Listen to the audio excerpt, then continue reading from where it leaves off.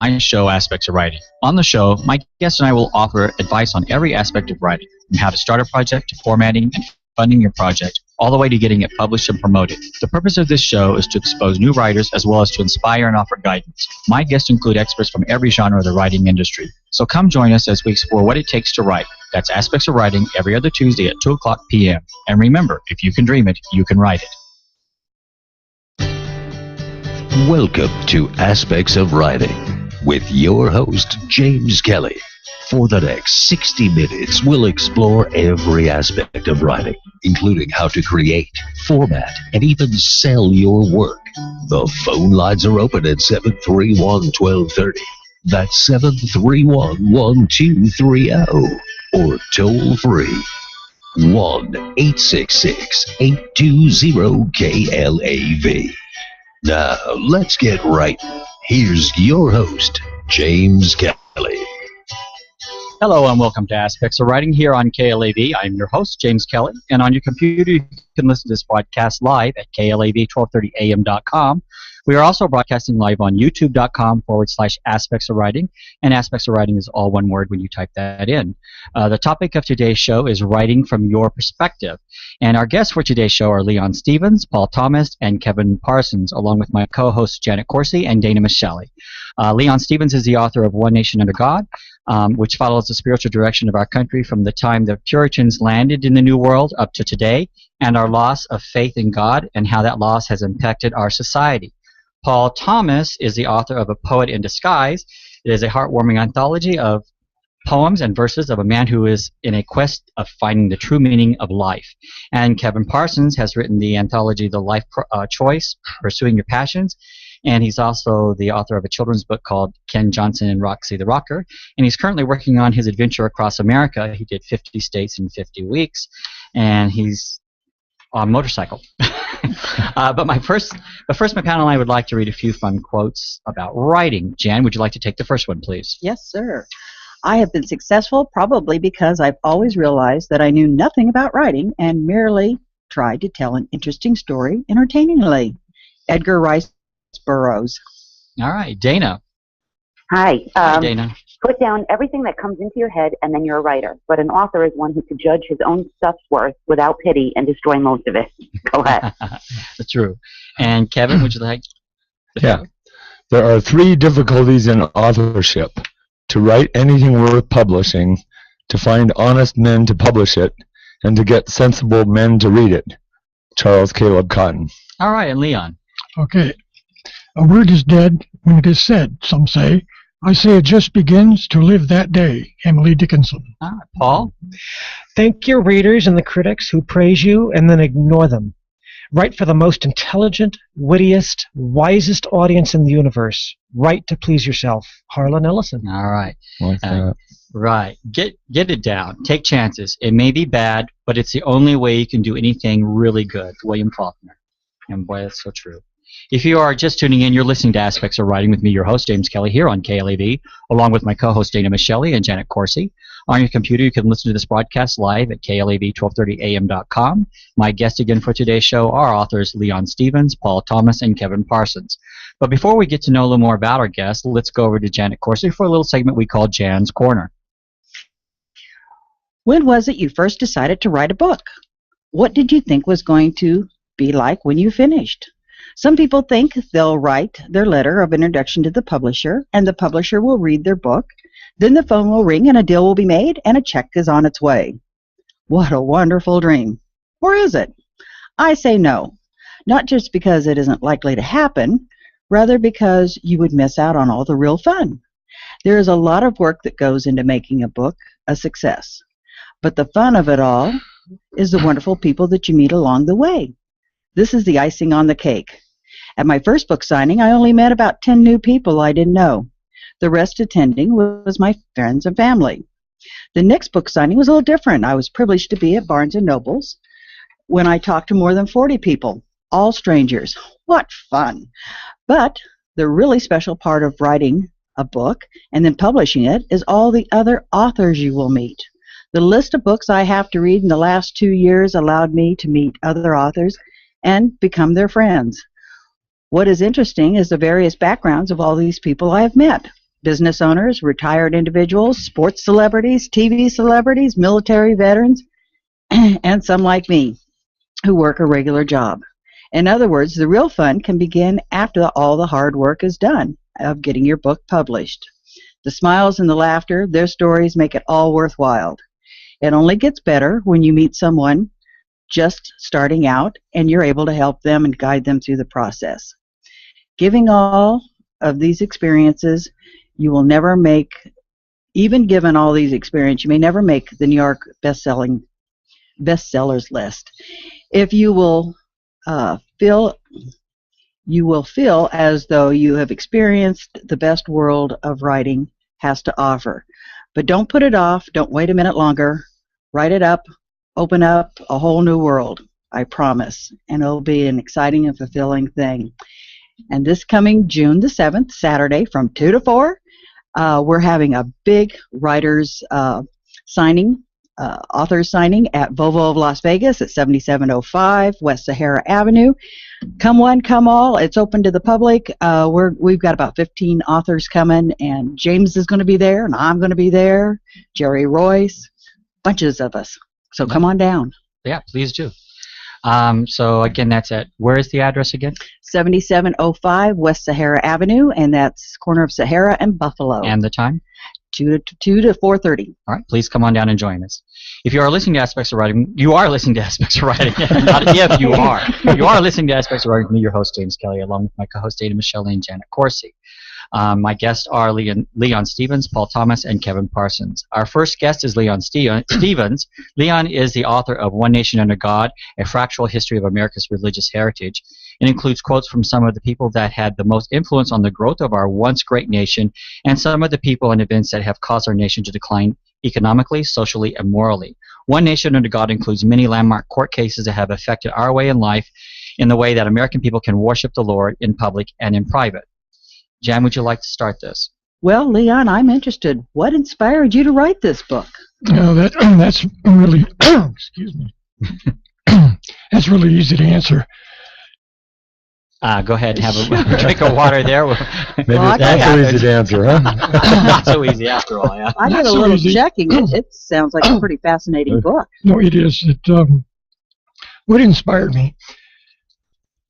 One day, when I heard President Obama say that we are not a Christian nation, as a Christian, I really got upset about it. And I decided I wanted to set the record straight and let the public really know that we are truly one nation under God. Aha. Right. But I'm just curious, though, Leon, when that statement's made, there is one thing that I was born in, I was raised Baptist, which is Christian. But I think what I'm confused with here is that not just being a Christian nation, but we are a nation of one nation under God, no matter what religion you are. So what is your take on that? Oh, I absolutely agree. Okay. Because the First Amendment says we have the freedom to worship as we choose. Mm-hmm. That doesn't say you have to be a Christian. Okay. All right. Okay. All right. Dana, do you have a question for Leon? Yeah, I can't even imagine. But I'm asking how much research went into this book. I can't even imagine how much work you did. But well, I probably. I'm sorry. No, go ahead. I was just going to say, can you tell us, what sort of research you did and how long it took you? And okay. It probably, when I first started research, took me about 2 years total. Most of it was done on the internet. Google is a wonderful friend. You can really find out, and it saves a lot of legwork, a lot of gas going back and forth to the library. However, I did go to the library occasionally to get certain documentation that I couldn't find online. And you do the research, and one thing leads to another. And you also have to be careful. Anybody doing research on any given subject is that you have to be careful of your sources. Right. You got to verify those sources. Right. So, well, there's some of the research you did, just so that the listener understands it, is you actually researched the history of our country and what the forefathers, a lot of them, had to say. There's several quotes in your book from different forefathers, and building on this whole idea of one nation under God pretty much that's what a lot of the book is about. That's absolutely correct. Yes. What I wanted to do was focus what the founding fathers had in design for this country. They had they were using the Bible as a kind of a blueprint. Correct. On how to establish a good republic.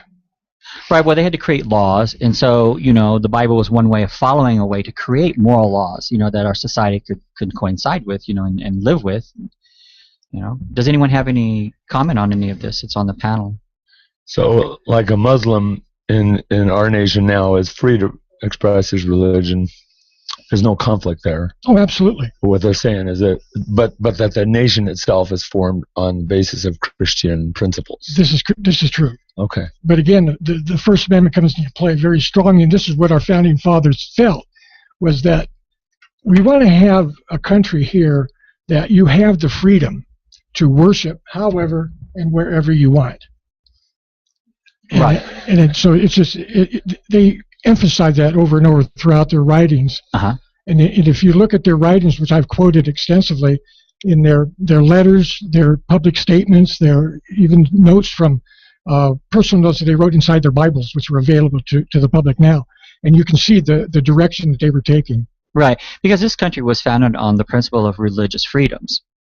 So to worship the way you want. Correct. Right. So, yeah, because I think that's probably the one thing I think people misunderstand about your book is it isn't just about the Christian belief, it's about the belief in God, and it was formulated around that belief that, we have our rights to believe what we want. Oh, that's absolutely true. That's why the title is in the factual history of America's religious heritage. Okay. Not Christian heritage, but religious heritage. Right.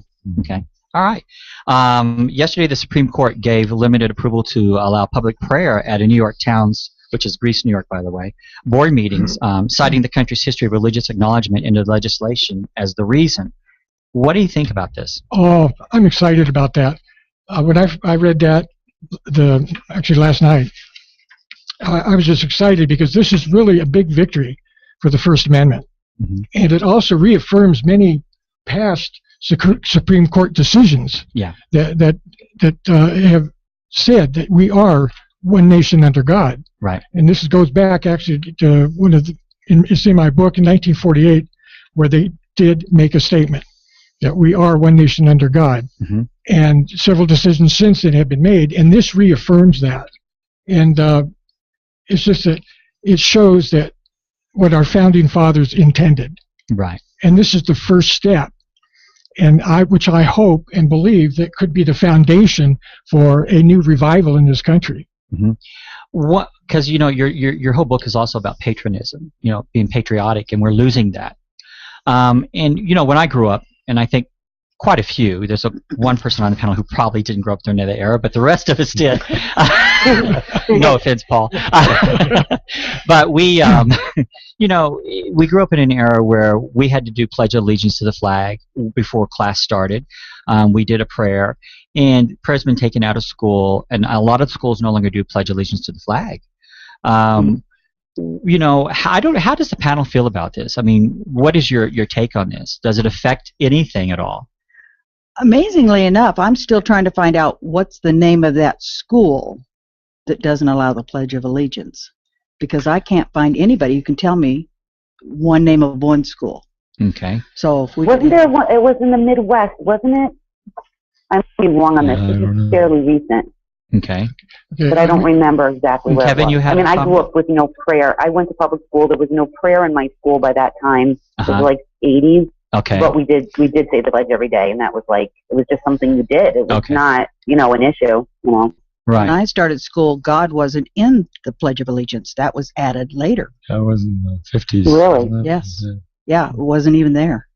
Okay. Kevin? I'm not a scientist or even a statistician, but it seems like it's almost been the same pattern of eliminating prayer in schools and our erosion of morals and our worse results from our schooling, from our education. I don't know. I'm sure there's I know there's many other things involved, many other aspects. And go ahead. Yes, this is what I try to address in my book, is the problems that have arisen from taking God out of the school and taking God out of our society. Mm-hmm. When we're now it's illegal to display the Ten Commandments in certain areas, and the Ten Commandments is the basis of our law. Well, I think part of the problem, what you're talking about, I think, is that we're talking about belief in religion and belief in faith, but I think we're also talking about people's personal beliefs and rights. I think that's part of what is going into it, some of what we're talking about here. And I think that takes away from some people's personal beliefs. But as far as one nation under God, I totally understand what you're saying here is, there has to be, in society, I don't care what society we live in, where we live in the world, there have to be boundaries, there have to be laws. And you have to create these laws from something. You have to have some way, or otherwise we just be the wild, wild west where you can just carry a gun and shoot anyone you want. Yeah. So, yeah, Kevin, go ahead. Yeah, could you briefly give us some insight on the separation of church and state? Yes, I love that question, because the original intent of the Founding Fathers was the separation of church and state really meant that the state cannot control a religion. They cannot stop a religion from doing anything. That's your separation. They also said that the government cannot institute its own religion. Right. That was the whole concept of it. Now, people have taken that phrase and twisted it around that you can't do anything. The state can't sponsor anything, as state or meetings and things. And this is what was so exciting about the Supreme Court ruling yesterday, is that it is a governmental body that is allowed to have prayer. And that is where we started. And this is where we have to continue to go. Leon, how long have you been writing, and do you have future works in the progress? This is my first book. Okay. And I do have 2 projects in the works. One is a sequel to this. Okay. Where I'm going to take each section and expand it. Okay. Give him more facts, more details, make it a little bit more interesting, because this is kind of just a microcosm of what I'm trying to say. Okay. And then the second project I'm working on is basically what a lot of people don't know is that I'm a lay minister in my church. Okay. And I do some preaching outside of the church, in a rest home and a memory care facility. Okay. And in doing that,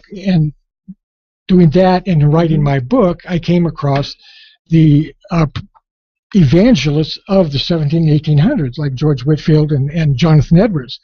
And I have taken their sermons, their 3 to 5 hour sermons, and cut them down into a half hour, 45 minutes, with written in today's language, with the meaning that they wanted to put across. And so I'm going to put that in book form, along with the background of the people, where our country was at the time, and then just kind of translate their sermons. Now, this book was it was published by Morgan James Publishing, and how did you acquire that publisher? Okay, this is actually my second go-around with this book. My first go-around was with a self-publishing company, and we all know all about that and understand. So, excuse me, for the people who aren't familiar with that, you have to really be careful on what you're looking for in a self-publishing company. What I found was that you're spending money and getting anything out, you get I got no help from that company.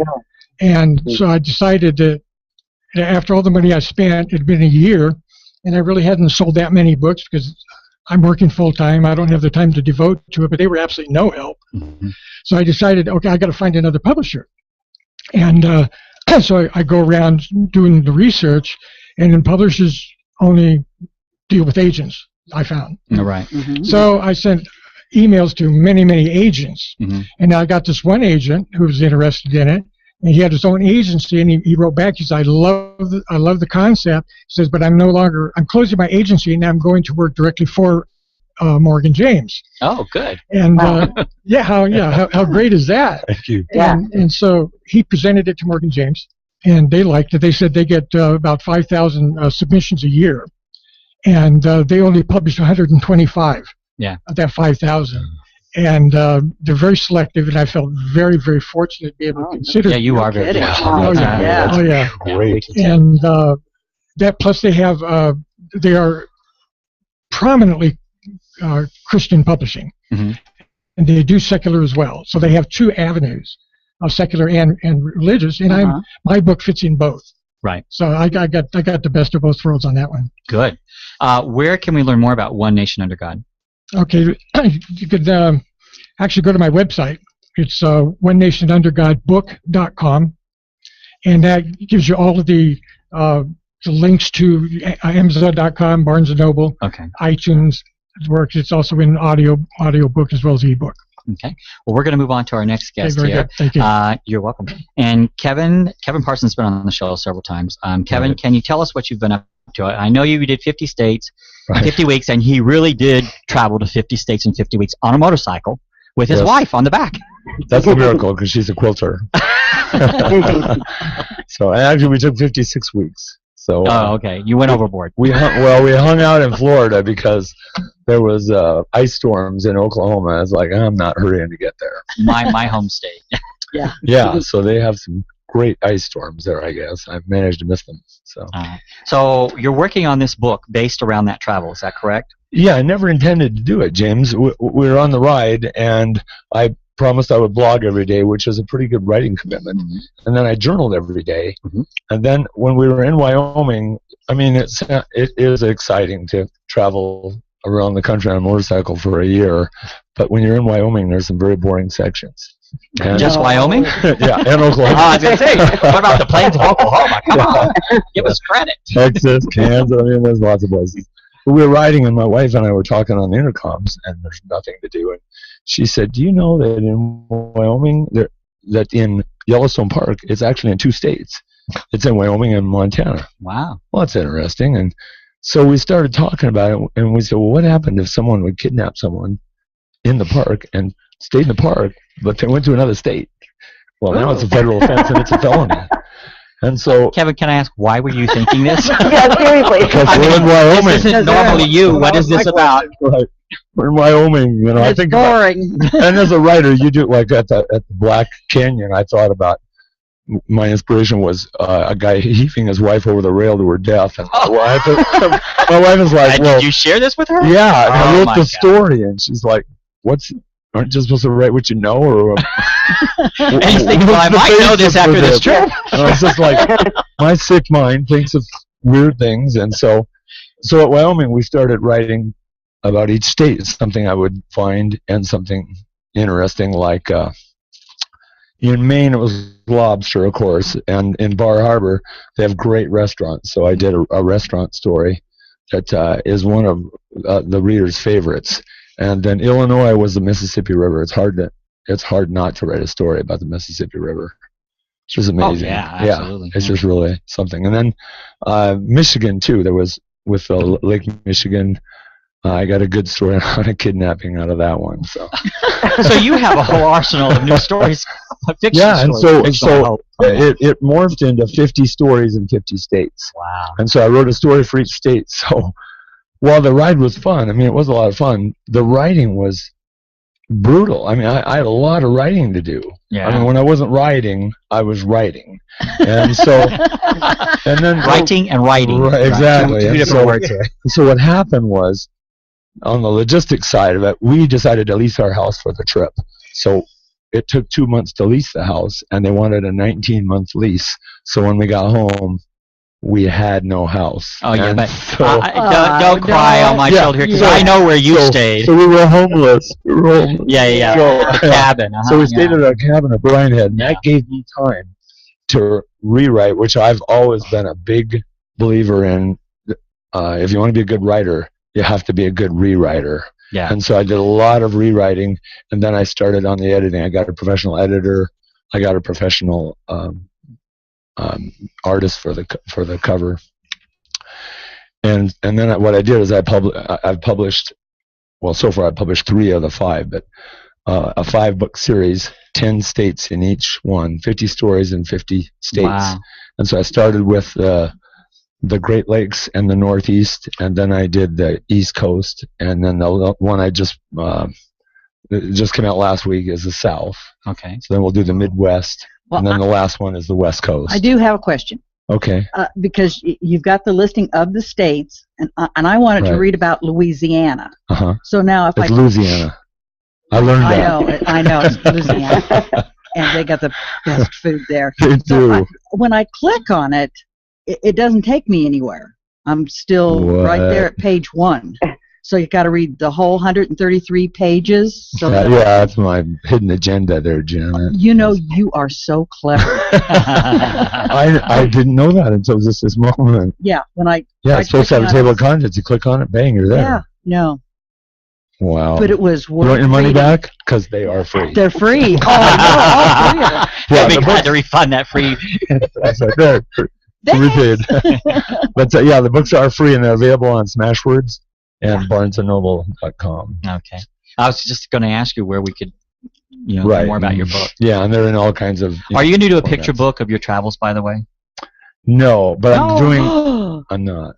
Why? You took some great Oh. pictures. I had another radio interview, and the lady said, and he's a photographer. I'm like, I'm a photographer. I'm taking snapshots. Yeah, but those No, are they're good. We've seen them. fabulous. Yeah. There. Yeah. No, Oh, maybe Yeah, you need got to do to. it. You need to do. It's my wife. She was taking pictures Well, then on let the her back write of the it. bike. Well, then Let her her do it. Yeah, and then she could do quotes. Let her too. get She's credit great. once in a while, Kevin. She gets some credit, not much, that's for sure. But I'm right. I have written the book, 50 States in 50 Weeks.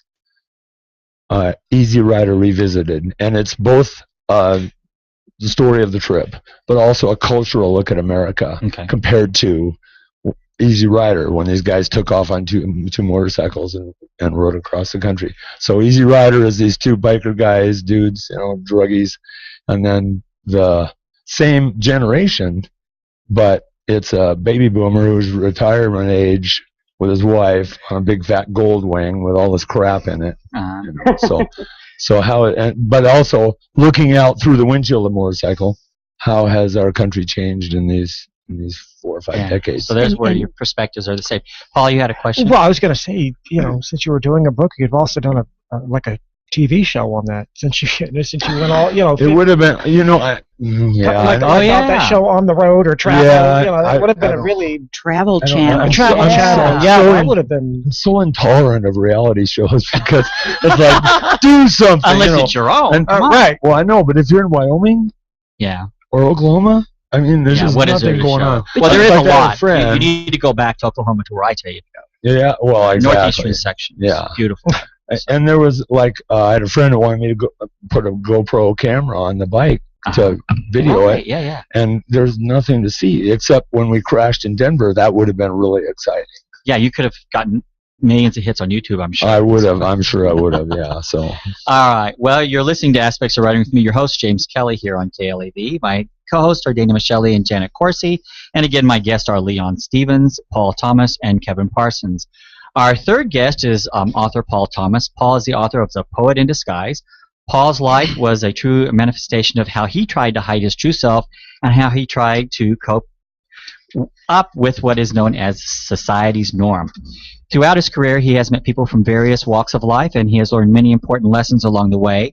One day, he finally had the courage to follow what he really wants out of life and opened up to the world about who he really is. Written in verse, this is what a poet in disguise is all about. Jen? My hat's off to him, other than he can't take a staple out of paper. That's another show. We're going to do Dr. The how-to. Yeah. I think it's just extraordinary. Can you tell us a little about yourself? Tell us how you got. Well, thank you for having me on this. Actually, I'm from California. I was born in New Hampshire, and I was raised in California. Mm-hmm. And throughout that time, I became, I did a lot of photography, billiards. I'm a magician. I actually started being a magician very early on. So that was, I think I was born with a deck of cards on my hand. And then I went on to the military. In the military about 20-something years ago. And after that, I stayed in New Hampshire. Simply, not stated. I was stationed in New Jersey, as the book suggests, as I had, and I went from there to New Hampshire because I had relatives I hadn't seen in so long, Right. which was my birth mother. I hadn't seen her in so long. I didn't know her. So she, I think what happened was she she always knew where my father worked, which is the police. At the police, he was a chief of police, and she didn't want to contact me after that long because she didn't know how I was going to react. Right. So, yeah, and to make a long story short, or short story long, at that time, I just decided to start my book in 2002. So, yeah, it took that long to get it out. So, You know, it's amazing. A lot of people think that you can just sit down and write a book. You cannot. No. Not if it's going to be good. No. Not if it's going to Well, be I had many starts.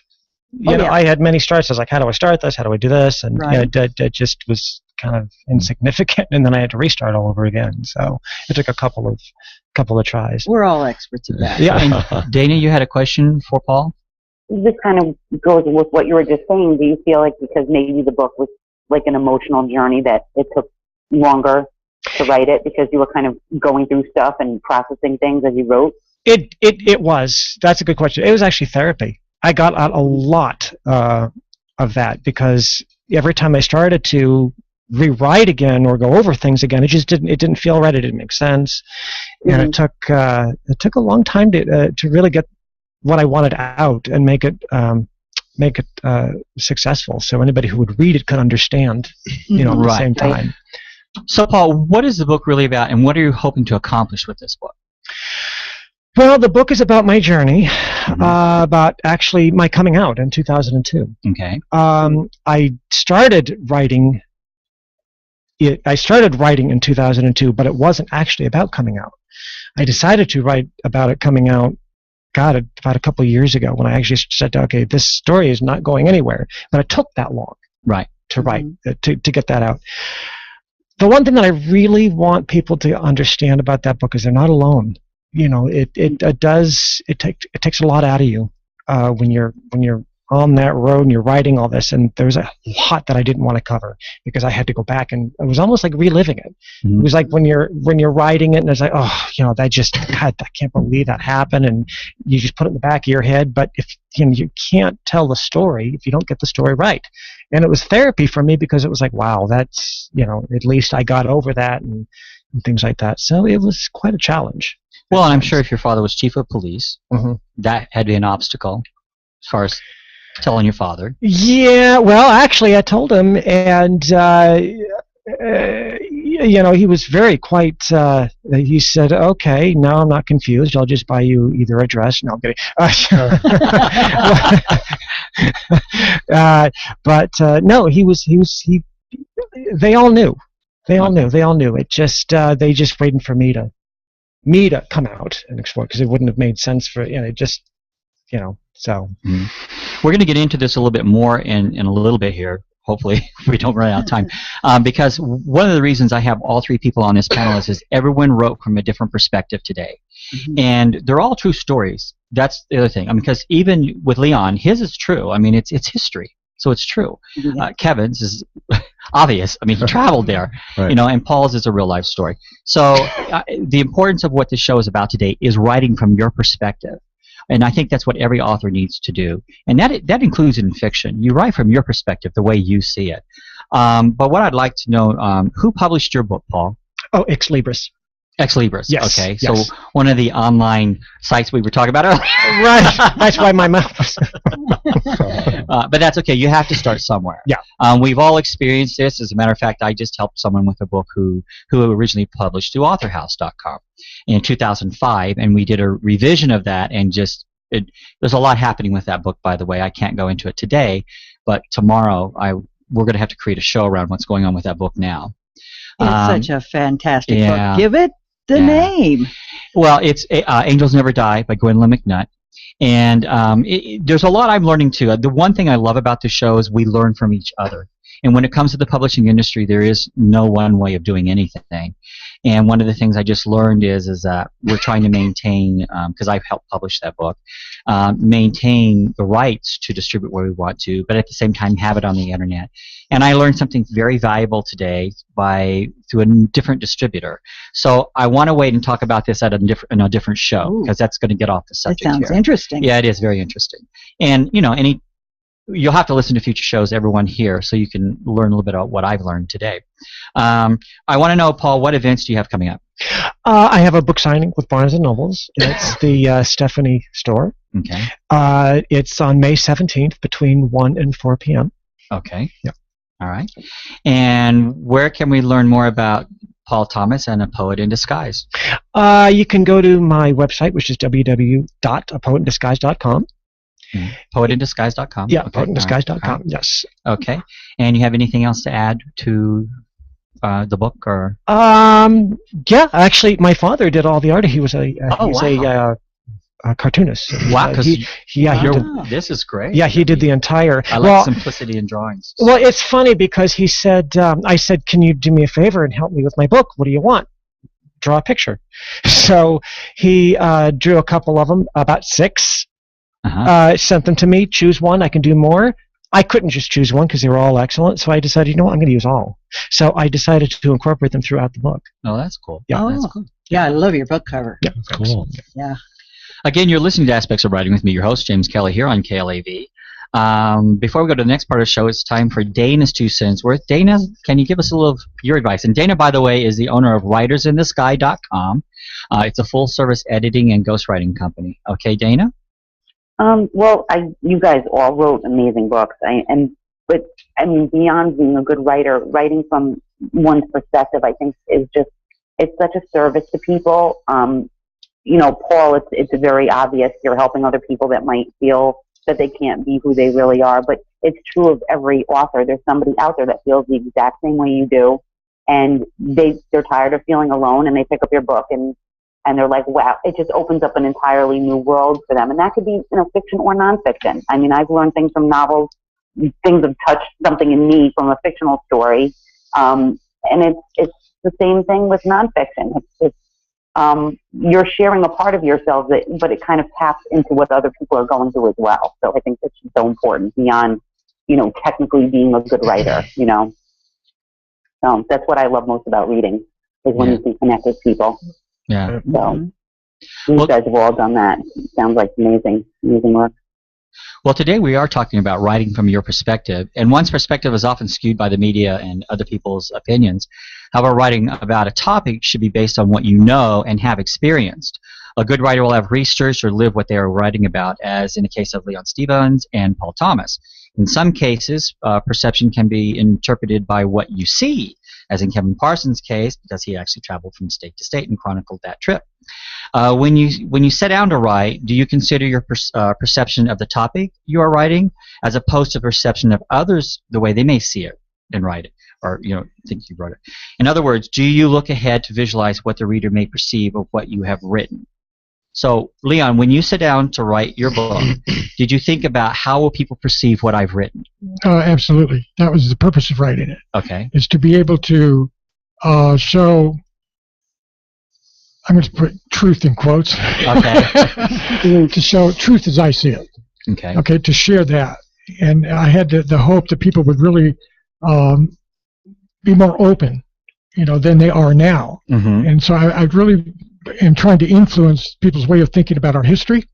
And if they learn and understand what this country was founded on and how far away we've come from that, if we can get back to that, then you're going to have a country that we're going to go back to where we were. And it's interesting what you just said, to make people open up and think about what you wrote. Like, for instance, you had mentioned in the top of the show, one nation under God, and we asked you, because you used the word Christian nation, we asked you about that, and you said it's one nation under God. It doesn't matter what your religion is, it's one nation under God. So I think that's a good take on this, is that it opens people's thought process up and gets you thinking about, what is this country founded on? What is it about? It is freedom of religion. So I like that take on that. And Kevin, for you, what advice, or what is your experience when it comes to writing from perspective? Yeah, I feel almost the opposite of Leon, because I've got this quote that's really cool. It says, "Write for the most intelligent, wittiest, wisest audience in the universe. Write to please yourself," which is what Paul said, the first quote of the show today. Yeah, right. And I feel like I've been to a lot of writers' conferences, and I've been to a lot of writer groups and critiques and things, and you know the rules. I know the rules. And the first rule is there are no rules, which really Right. confuses and frustrates me. Yeah. And so I feel like I've gotten to where I do write for myself. I write what I like, and I work on it. I make it good, and I want it marketable. Mm-hmm. But I think I ultimately write to please myself. Actually, that's excellent. I mean, in some ways, you do want to write to please yourself. Right.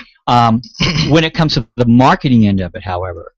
Right. But I always tell people, don't write to market your book. You write the book because you're enjoying what you're writing. You write for yourself, for the pleasure of writing. Right. There are times, however, when you go to market a book, and Dana, I think you understand this as well. This is where we're talking about with Jan, for instance, don't be afraid to throw the baby out with the bathwater. Yeah. Especially if writing fiction. Yeah. There are times when you get to the marketing end of it, if you're truly out there to market this book to a mass audience, you do kind of have to think about how are they going to perceive this. Right. Right, but I mean, a good marketing person could market anything. Okay. You know what I mean? I'm saying, like, if there's quality there and there's like 50 different things going on in your book, they'll seize the angles in that. They'll find the angles to exploit. You know what I mean? Not to exploit in a bad way, but they'll find what, like with Leon's book, they might make it more of a political statement. Whatever the headline would be to get that out there in front of people that are interested in those kinds of things. Well, kind of like what he said about having both advantages too, with the companies he's with the mainstream as well as the religious. Mm-hmm. Yeah, so it's like you said, picking out the parts that fit both areas. It's tough though, because you meet an agent, and you tell them about your book, and they go, "Well, boy, there's really not a market for that book," Good luck, goodbye. And so, if I really wanted to sell a lot of books, I would write Amish romance. It's funny it's not going to happen. If I could, I would. I just can't. What, Dana? Well, it's funny that you bring up, an agent saying there's no market, because I think I brought this up on the show before. I saw an interview with Stephanie Myers, who wrote the Twilight series, and that's what an agent told her about vampire books.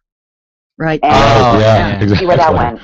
But now, like Stephen Murray, who was on our show here several weeks ago, was told, because he was going to write an autobiography, and he was told, if you want to write a book that's going to sell, write a woman's book. Yeah, that's true. And that's where he went, and that's what he did. Yeah, women are what read books. And Leon, what were you going to say? No, I was just going to say that if somebody's looking for a publishing company, make sure that you find one is going to help you in the marketing end of it. Because with Morgan James, what they have is set aside is basically it's called Publishing 101.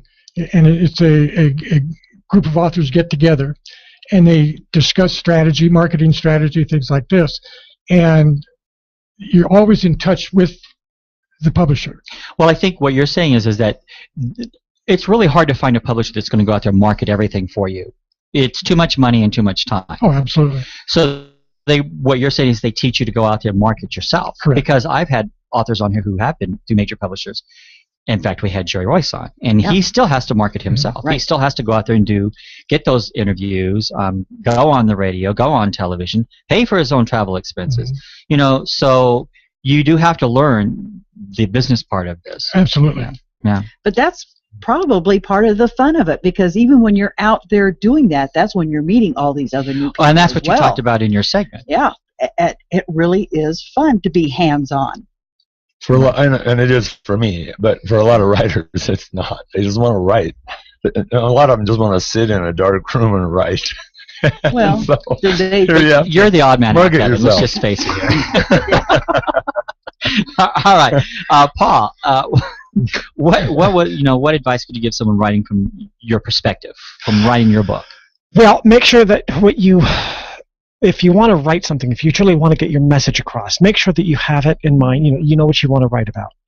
Your target audience, your area. Thankfully, I'm in a unique position because my topic. There's not one newspaper or tabloid around that doesn't have my topic out there. Every day. Every day. So, I could just put it out there for everybody, and it wouldn't matter because it's out there in the industry and just about everything that you read nowadays. Yeah. So I'm in a very unique position. I'm fortunate that it's not as controversial as it as it would be.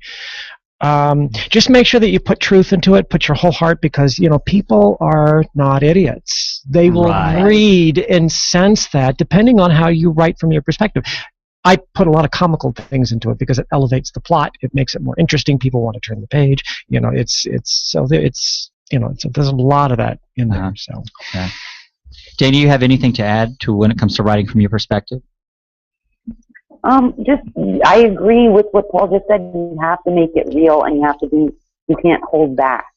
That's why, if I'm ghostwriting a book, I tend to interview the hell out of people, because, they know what's in their heart, but I'm the one that has to get it on the page. I'm like, but give me details on this, and how did you feel? And, what did you do? Like, you have to be very, very, you have to be willing to really put yourself out there, So it could be like cathartic, as Paul said, or it could be, painful sometimes. Mm-hmm. Mm-hmm. Yeah, Kevin? That's important. Yeah, I just finished reading Pat Conrad's book, My Losing Season, and it's the most real and honest book I've read. It was about his college years in basketball, and he just opens up and you can see his broken heart and soul. Those parts, I read some of the parts of the book to my wife, and I was weeping while I was reading it. It's unbelievable. And I thought, if I could write like that, if I could capture life like that, it would be amazing. And I feel like he's held the bar so high. I don't even know how I could do that. Well, I think, Dana, you've read a few books that can do that. What do you mean? Well, that can actually stir your emotions, make you feel what the writer wrote. Actually make you cry. Yeah. Not intentionally. It's just by telling the story. You empathize with. Yeah, it wasn't about the crime, but it was about seeing his soul. Right. That you actually just really understand him. What's going on in his life. Sure. Right? Yeah. Yeah. Yes. Yeah. Yeah. I just wanted to add one more thing. If somebody is interested in writing a book on history or any factual book, like Paul said, people are not dummies. Right. They're going to understand. They'll research. And be sure of your research. Document it, because you will be challenged. I know. Mm-hmm. So just you got to stick to it. Yeah. Mm-hmm. Yeah. I think that's what's great about what we're talking about, again, with the perspective, because yours is from a perspective people can go back and they can research what you wrote, and they're going to know if what you wrote is BS or not. Kevin's, well, his is we just have to take him at his word. Trust me. Yeah. Paul, obviously, like you said, your topic's in the news every day. Right. So it is writing from your perspective, right, which is also very important right, in your topic, because people get misconstrued about what your lifestyle is about. Right. So, writing from perspective just basically means getting inside yourself and writing what you know. Basically what you know as far as from what you visualize. We all see things differently. Everyone sees things differently in this world. If you're researching something like with Leon's, people will probably read your book and they're going to misinterpret some of the things you are saying, like we talked about it, earlier. So you got to understand, it's from your perspective. You still have to write from your perspective. And it's like Dana said, then you find someone who can market it and sell it from your perspective. What I was getting at, Dana, was like when you do the editing, I know especially for fictional books, there are often times where you have to take things out because they don't fit with maybe even with what the author's trying to convey. We get to rambling. Yeah, we get to rambling. Yeah. It happens with nonfiction too. Sometimes people they want the instinct with the first book is to just throw everything but the kitchen sink. Even in a memoir, and sometimes if they have a real, they have a reason for writing that particular memoir, the reader doesn't need to know that you stubbed your toe when you were 8. You know what I mean? So it's sometimes it's the same conversation. Yeah, Paul? Right. Well, there's some things I left out, but you get the mental picture. You get, you make the mental leap, and that's, Yeah. Yeah. It is interesting, too, because I wrote my first book, and I had not researched anything, by the way, just so you know, when I wrote my first book, and it is a government espionage. And you do wonder, where do these ideas come from? The good thing for me is I was a total dummy, an idiot. I didn't even think I don't know anything about the military. I didn't. It never entered my mind, or I probably would never have written the book, because I would have to question my own. Too much work. I would go, why am I writing this book? But it was based on a dream, and so it took off from there. And so sometimes I think you need to ignore what research needs to be done until after the book's finished. Now, after the book was finished, I did have people read this to tell me, was this plausible? Is this possible? Thank God, most people would say who were in the military, I don't know if they could have done that or not, because I was talking about 5-star generals and stuff, and they can pretty much do anything. So it's fun how you can just create these things, and I literally wrote it from my perspective or dream. So yeah. So don't worry too much about the research until you're finished. That's when it's important. And Dana, that's actually when someone like you is very important, because when you're trying to help formulate what the idea was, you're going to tell people, because you did this on the last book that we wrote. Well, right. Where did this come from? Was this really what happened, or was this the real name? Or, I mean, you always throw things in there to question what we've done.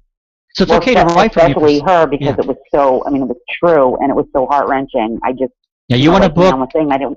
That'll make you cry, Kevin? You will shake like a leaf when you finish reading it. The last word. Yeah, it is truly that powerful.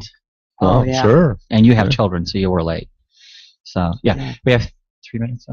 Well, does anyone have anything to add about writing from your perspective? I'm asking anyone on the panel. Well, my perspective was it was all the things that I hoped would happen in other people's lives. That people can forgive people, people can accept people. That in my book, there's a woman who is gay, but she doesn't come out until she's 65.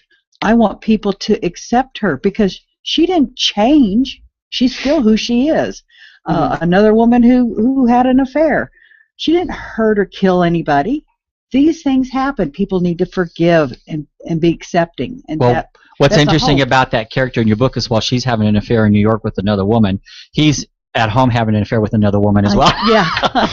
It just happens. There's a triangle. That was kind of twisted, Jan. I worry about you. It just happens. It could happen. I'm worried about Kevin. He's just imagining all crimes on the road. We're all worried about Kevin. We are down to the last 2 minutes of the show. Well, I would like to mention, if we've got a second, about sure. Remember my book signing at Volvo of Las Vegas on June the 7th, Saturday from 2 to 4:30, and that's at 7705 West Sahara Avenue, Las Vegas, corner of Sahara and Buffalo. Don't miss it. All right. I'd like to thank our guests, Leon Stevens, Paul Thomas, and Kevin Parsons, along with my co-hosts, Janet Coursey and Dana Micheli. Our next live broadcast will be Tuesday, May 20th at 2 o'clock p.m. Pacific Standard Time. And for our future lineup, please visit our website at aspectsofwriting.com. Aspects of Writing broadcasts live every other Tuesday at 2 o'clock p.m. again Pacific Standard Time on KLAV 1230 AM on the dial. On your computer, you can listen to this broadcast live at KLAV1230am.com. This show rebroadcasts on VegasAllNetRadio.com every Friday at 5 o'clock p.m. Please visit the website to view our show date and time. Our past shows are also archived on VegasAllNetRadio.com. To view the recorded version of this show, just go to youtube.com/aspects of writing on your computer. This show will be posted immediately after the broadcast. Give a minute or two. Until next time, this is your host, James Kelly, reminding you, if you can dream it, you can write it. Thank you, everyone, for being on the show today. Great. Thank you, James. Thank you.